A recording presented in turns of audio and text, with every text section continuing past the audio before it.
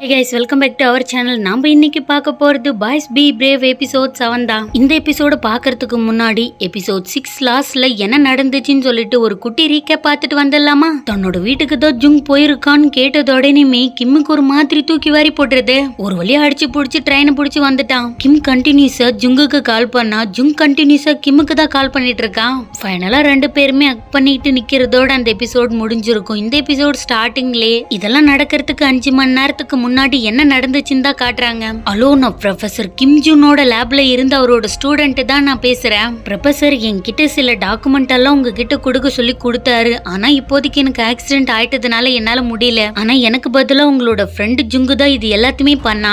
உங்களோட வீட்டுல இருக்கிற டாக்குமெண்ட் எடுத்து அவன் தான் உங்களுக்கு கொடுக்க போறான்னு சொன்னதோடனே கிம்முக்கு தூக்கி வாரி போட்டுருது. என் வீட்டுல ஜுங்கு என்ன பண்றான்னு சொல்லிட்டு வேகமா இப்பதான் ட்ரெயினை பிடிச்சு போயிட்டு இருக்கான். 10 வருஷத்துக்கு முன்னாடி கிம் குட்டி பையனா இருக்கும் போது என்ன நடந்துச்சுன்னு தான் காட்டுறாங்க. கிம்முக்கு அன்னைக்கு பர்த்டேன்றதுனால பர்த்டே கார்டை வச்சுக்கிட்டு நின்னுட்டு இருக்கான். அப்பா நீ ஏதோ சொல்ல வர? கிம், நான் இன்னைக்கு லேபுக்கு போறேன், வீட்டுக்கு வர பயங்கரமா லேட் ஆகும், நீ சீக்கிரமா தூங்கிடு, புரியுதா என்னன்னு சொல்லிட்டு அவர் பாட்டு கம்மியா இருக்க. கிம் ஒரு மாதிரி தயங்கிட்டே நிக்கிறது அவனோட அப்பா பாத்துட்டாரு. என்னாச்சு, ஏதாச்சும் ஆயிடுச்சா சொல்லுன்னு கேட்டுட்டு இருக்காரு. அதெல்லாம் எதுவுமே இல்லன்னு சொன்னதோடனுமே கிம்மோட அப்பா அங்க இருந்து கிளம்புனதோடனுமே கிம்முக்கே ஒரு மாதிரி ஆயிடுது. அவன் கையில வச்சிருக்கிற அந்த பர்த்டே கார்டுல நாங்க 3 பேர் மட்டும்தான் ஃபேமிலின்னு எழுதி வச்சிருக்கான். அப்படியே பிரசன்ட்ல காட்டினா கண்டினியூஸா ஜுங்குக்கு தான் கால் பண்ணிட்டு இருக்கான். ஆனா ஜுங் என்ன பண்ணிட்டு இருக்கான்னா கிம்முக்கு தான் கால் பண்ணிட்டு இருக்கான். ஃபைனலா என்ன சொல்றதுன்னு கூட தெரியல. ரெண்டு பேருமே ஹக் பண்ணிக்கிட்டு நின்னுட்டு இருக்காங்க.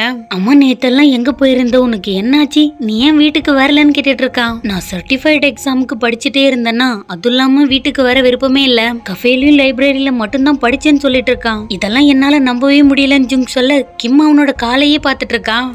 ஓகே நான் நம்புறேன். அம்மா, நீ எதுக்காக இந்த மாதிரி ட்ரெஸ் பண்ணிட்டு வந்திருக்க? கண்டிப்பா உனக்கு கோல்டா ஃபீல் ஆகும்னு சொல்லிட்டு அவனோட ஷர்ட்டரை கழட்டி அவனுக்கு போட்டு விட்டுட்டு இருக்கான். அம்மா, நீ எதுக்காக அந்த லெட்டரை மட்டும் வச்சுட்டு வீட்டு விட்டு போயிருந்த? கம்ப்ளீட்டா ஃபெயில் ஆயிட்டேன்னு சொல்லிட்டு மென்ஷன் பண்ணியிருந்தே, அதுக்கான அர்த்தம் என்னன்னு கேட்டுட்டு இருக்கான் கிம். ஆமா, நீ எனக்கு கொடுத்த 1 வாரமும் முடிஞ்சு போயிடுச்சு. செக்லிஸ்ட்ல இருக்கிற எல்லாத்தையும் என்னால கம்ப்ளீட் பண்ண முடியல. அதுவும் இல்லாம ஃபர்ஸ்ட் ஸ்னோ வரும்போது நீ ஜின் கூட இருந்ததை நான் பார்த்தேன்னு சொல்லிட்டு இருக்கான். ஐயோ, நீ நினைக்கிற மாதிரி அதெல்லாம் அப்படி கிடையவே கிடையாது. நான் ஜின் கூட ரிலேஷன்ஷிப்ல இல்லவே இல்ல. அன்னைக்கு நான் என்னோட லவ் உன்கிட்ட தான் கன்ஃபஸ் பண்ண வந்தேன்னு சொல்லிட்டு இருக்கும் போது சடனா கால் வந்துருது. சரி ஓகே, நீ அதை அட்டன் பண்ணி பேசுன்னு சொல்லிட்டுறான் ஜுங். கிம், நேத்து உன்னோட வீட்டுக்கு போகும்போது அந்த லேண்டோட ஓனரை பார்த்ததோடனே எனக்கு ஒரு மாதிரி சர்ப்ரைஸ் ஆயிடுச்சு. உன்னோட அப்பாவுக்கு உன் மேல அக்கறை அதிகம் போல, அதனாலதான் இந்த மாதிரி பண்றாரு. எனக்கும் இருக்காங்களே இந்த மாதிரி எல்லாம் இல்லன்னு சொல்லிட்டு இருக்கான். ஐயோ, நீ நினைக்கிற மாதிரி எதுவுமே கிடையாது. என்னோட அப்பாவுக்கு வேலை மட்டும்தான் முக்கியம். நான் எப்பவுமே அவருக்கு முக்கியமே கிடையாது. ஒருவேளை நான் அவரை மிஸ் பண்ணாலுமே அது அவருக்கு தெரிய போறதே கிடையாதுன்னு சொல்லிட்டு இருக்கான். அப்படின்னா இந்த டாக்குமெண்ட்டுக்காக தான் அவர் கால் பண்ணிருப்பாருன்னு நீ நினைக்கிறியான்னு கேட்டுட்டு இருக்கான் ஜுங். பின்ன வேற எதுக்காக அவர் கால் பண்ண போறாரு? அதுவும் அவரா கால் பண்ணாரு, அவரோட ஸ்டூடெண்ட் தான் கால் பண்ணாங்கன்னு சொல்லிட்டு இருக்கான். உன்னை விட இம்பார்ட்டன்டான ஒண்ணுன்னா அது தேவையில்லைன்னு சொல்லிட்டு பயங்கர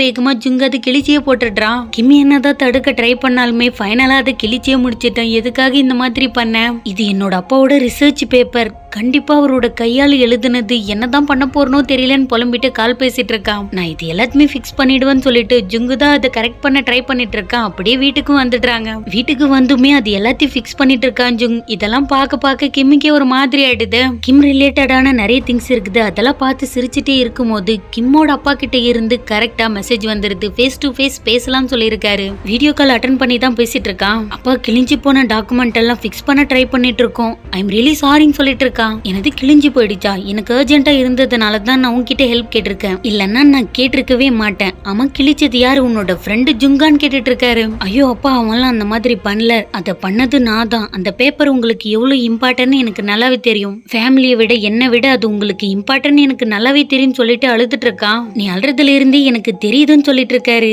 இன்னொரு பக்கம் ஜுங்க காட்டினா, நான் இதை ஃபிக்ஸ் பண்ணிட்டேன், ஆனா டேப்பை தான் காணும்னு சொல்லிட்டு செக் பண்றதுக்காக ஓடிட்டு இருக்கான் கிம்மோட அப்பாவோட ஆபீஸ்க்கு தான். இன்னொரு பக்கம் கிம்ம காட்டினா உன்னோட அப்பா கூட தான் பேசிட்டு இருக்கான். இது எல்லாத்தையும் நீ என்கிட்ட சொல்றதுக்கு காரணம் உன்னோட ஃப்ரெண்டு ஜுங்கு தான். அவனுக்கு தான் நான் ஃபர்ஸ்ட் தேங்க்ஸ் சொல்லணும். உனக்கு ஒண்ணு தெரியுமா கிம், நானும் உனக்கு ஒரு நல்ல அப்பாவா தான் இருக்கணும்னு நினைச்சேன். 15 வருஷத்துக்கு முன்னாடி உன்னோட அம்மா இறந்ததுக்கு அப்புறமா என்னால சுத்தமா அது மீறி வரவே முடியல. அந்த இடத்துல நின்னுட்டேன். டெய்லி உன்னோட ரூம்ல உன்னை பார்த்துட்டு வந்து ஹால்ல உட்காந்துட்டு கண்டினியூஸா அழுதுட்டே இருந்திருக்கேன். அது எல்லாத்தையும் மீறி நான் உனக்கு நல்ல அப்பாவா இருக்கணும், கூடவே இருக்கணும் தான் நினைச்சேன். ஆனா என்னால எதுவுமே முடியல. அம்மா, உன்னோட ஃப்ரெண்டு ஜுங்கு தான் என்கிட்ட சொன்னா, இருக்கான். கொஞ்ச நாள் நீ தனியா இருந்தியாமி, இப்ப அவன் உன் கூட தான் இருக்கான்னு வேற சொன்னான்னு சொல்லிட்டு இருக்காரு. அவனே அவனோட வாயால சொன்னானான்னு கேட்டுட்டு இருக்கான் கிம். ஆமா அவன் தான் சொன்னான்னு சொல்லிட்டு இருக்காரு. ஆனா அவன் தான் இப்ப போயிட்டானேன்னு சொல்லிட்டு இருக்கான் கிம். நம்மள புரிஞ்சுக்கிட்டு நமக்கு ஏத்த மாதிரி நடக்கிறவங்க கிடைக்கிறது ரொம்ப பெரிய வரம். நீ ஜுங் கூட இருக்கிறத கேள்விப்பட்டதோடனுமே எனக்கு எவ்வளவு சந்தோஷமா இருந்துச்சு தெரியுமா. நீ ஜுங் கூடவே இரு. நான் ரிசர்ச் பண்றத ஸ்டாப் பண்ணிட்டு வீட்டுக்கு வந்தப்ப தான் மேல போய் உன்னோட ரூமை பார்த்த எல்லாமே தெரிஞ்சுக்கிட்டேன். இதுக்கு மேல நான் ரிசர்ச் பண்ண போறது கிடையாது. என்ன அடிக்கடிக்கு வந்து பாரு, நானும் உன்னை மிஸ் பண்றேன்னு சொல்லிட்டு காலை கட் பண்ணிட்டுறாரு. கிம் சின்ன வயசுல ரகசியமா அவனோட அப்பாக்கு தெரியாம யூஸ் பண்ணிட்டு இருந்த ரூமுக்கு போய் பார்த்துட்டு அவனோட அப்பா பக்கத்துல இருக்கிற மாதிரியே கற்பனை பண்ணிக்கிட்டு அங்க இருக்கிறதெல்லாம் பார்த்துட்டே இருக்கும்போது ஜுங் அங்க வந்துடுறான். உன்னோட அப்பா உன்னை அதிகமா திட்டினாரா என்ன? இந்த இடம் பயங்கர சூப்பரா இருக்குதுன்னு சொல்லிட்டு இருக்கான். அவர்கிட்ட நான் டைரக்டா எல்லாமே சொல்லிட்டேன். அவர் என்ன திட்டவே இல்லை தெரியுமான்னு சொல்லிட்டு இருக்கான் கிம். என்னால நீ சொல்லிட்டியா, பரவாயில்ல விடு, அதுக்கான பிளேம் எல்லாம் நானே எடுத்துக்கிறேன். உன்னோட அப்பா என்ன திட்டும் போது நீ என் கூட தானே இருப்பேன்னு கேட்டுட்டு இருக்கான் ஜுங். அதெல்லாம் முடியாது, இந்த இடம் ஒரு மாதிரியா இருக்குது, நான் இங்கிருந்து கிளம்புறேன்னு சொல்லிட்டு கீழே இறங்கி போயிடுறான். ஜுங்காலாம் அவனோட ஹார்ட் பீட்டை கண்ட்ரோலே பண்ண முடியல. கிம் பக்கத்துல இருக்கும்போது ஹார்ட் பீட்டை தான் செக் பண்ணிட்டு இருக்கான்.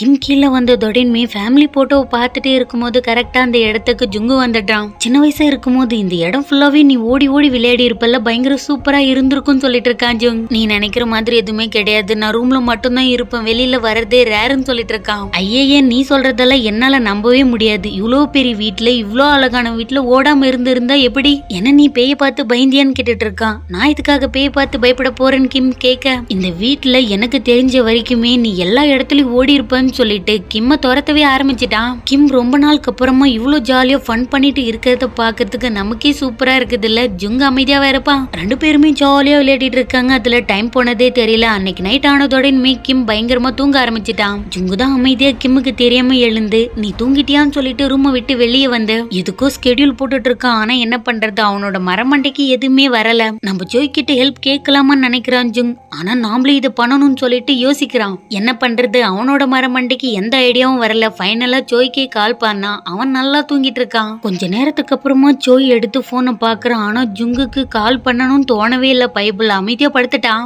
10 மணிக்கு கேட்க வாங்கணும், அதுக்கப்புறம் எல்லாத்தையுமே கரெக்டா பண்ணணும்னு சொல்லிட்டு ஸ்கெடியூல் போட்டுட்டே இருக்கான். அன்னைக்கு காலையிலயும் வெடிஞ்சிருது. அம்மா நைட் எல்லாம் எங்க போயிருந்தேன்னு கேட்டுட்டு இருக்கான் கிம். எனக்கு ப்ரிப்பேர் பண்ண வேண்டியது நிறைய இருந்ததுன்னு சொல்லிட்டு இருக்கான் ஜுங். என்ன ப்ரிப்பேர் பண்ற, எனக்கு எதுவுமே புரியலன்னு கிம் கேட்க, பூப்போ சொட்டரை போட்டுட்டு வா, நம்ம 2 பேரும் இங்கிருந்து சீக்கிரமா போய் ஆகணும்னு சொல்லிட்டு கட்டாயப்படுத்தி கூட்டிட்டே போயிடுறான். பிளானட்ஸ், இந்த விண்மீன்கள்லாம் பாக்குறதுக்காக ஒரு சில மியூசியம் இருக்கு இல்லைங்களா, அந்த இடத்துக்கு தான் இவன் கூட்டிட்டு போயிருக்கான். நேத்தே டாக்குமெண்ட் அது இதுன்னு சொல்லிட்டு பயங்கரமா கடுப்பாயிடுச்சு. நீனே பார்த்தல எதுக்காக இந்த இடத்துக்கு என்ன கூட்டிட்டு வந்தேன்னு கிம் கேட்க, பொறுமையா இரு, எல்லாமே உனக்கே புரியும்னு சொல்லிட்டு அங்க இருக்கிற எல்லா பிளேஸுமே ஒண்ணு விடாம பார்த்துட்டே இருக்காங்க. ஒரு சில இடத்தெல்லாம் பார்க்கும்போது ஒண்ணுமே இல்லாத மாதிரி தான் தோணும். ஆனா நம்ம கூட நமக்கு பிடிச்சவங்க இருந்தா அந்த இடமே சொர்க்கம் தான். கிம்மோட ஃபேஸ்ல இருக்கிற சந்தோஷத்தை பாருங்க. படிக்கும் போது இல்லாத சந்தோஷம் ஜுங் கூட இருக்கும்போது மட்டும்தான் அவனுக்கு கிடைக்குது. இதுல இருந்து என்ன தெரியுது, அவனுக்கு பிடிச்ச பர்சன், அவனோட உலகனா அது ஜுங் தான். சடனா இந்த இடத்துக்கு என்ன எதுக்காக நீ கூட்டிட்டு வந்தேன்னு கிம் கேட்க,